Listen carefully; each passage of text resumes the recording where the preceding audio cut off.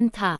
करण एक गंभीर और शांत स्वभाव का व्यक्ति था, लेकिन उसकी जिंदगी में कुछ कमी महसूस होती थी, जिसे यह शादी पूरी कर सकती थी।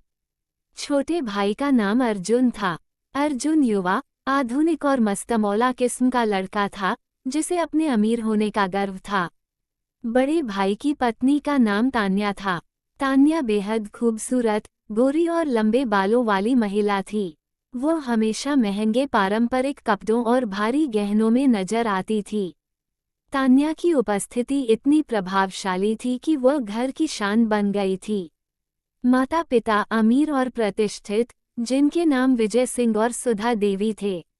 वे एक आलीशान शहर में रहते थे और हर कुछ महीनों में अपने बेटों और बहू से मिलने आते थे। करण, जो मंझला बेटा था, शादी में बिल्कुल भी दिलचस्पी नहीं रखता था। उसने यह बात अपने माता पिता और अपनी भाभी तान्या को साफ साफ कह दी थी।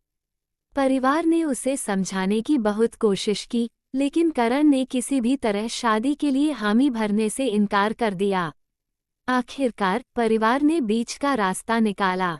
उन्होंने फैसला किया कि करण की शादी एक गरीब और अनपढ़ परिवार की लड़की से कर दी जाएगी, ताकि करण पर शादी की जिम्मेदारियों का ज्यादा बोझ न पड़े। यह शादी सिर्फ एक औपचारिकता होगी, जिससे परिवार का नाम भी बना रहे और करण पर दबाव भी न पड़े। करण के माता पिता ने इस काम की जिम्मेदारी तान्या को सौंपी।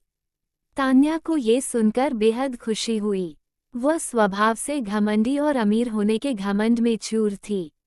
उसे गरीब और कमजोर लोगों पर अपना वर्चस्व दिखाने में बहुत मजा आता था। इस जिम्मेदारी ने उसे अपने इस स्वभाव को और खुलकर दिखाने का मौका दिया। अमीर परिवार की स्थिति। इस समय घर में तीनों भाई मौजूद नहीं थे। बड़े भाई विक्रम अपने व्यापार के सिलसिले में बाहर गए थे, करण अपने ऑफिस के काम में व्यस्त था और अर्जुन अपनी पढ़ाई के लिए शहर से बाहर था। घर में केवल तान्या थी, जो पूरे घर की मालकिन की तरह बर्ताव कर रही थी। सबने ये तय कर लिया था कि इस शादी से जुड़ा हर फैसला तान्या का अंतिम होगा। गरीब परिवार की एंट्री। मुकुंद मध्यस्थ के कहने पर रामलाल, कमला, गौरी और प्रिया अमीर परिवार के घर पहुंचे। वे पहली बार इतनी बड़ी कोठी देख रहे थे। उनकी आंखें उस शानदार बंगले और उसकी सजावट को देखकर खुली की खुली रह गईं। जैसे ही वे गेट पर पहुंचे, सुरक्षा गार्ड ने उन्हें रोक लिया।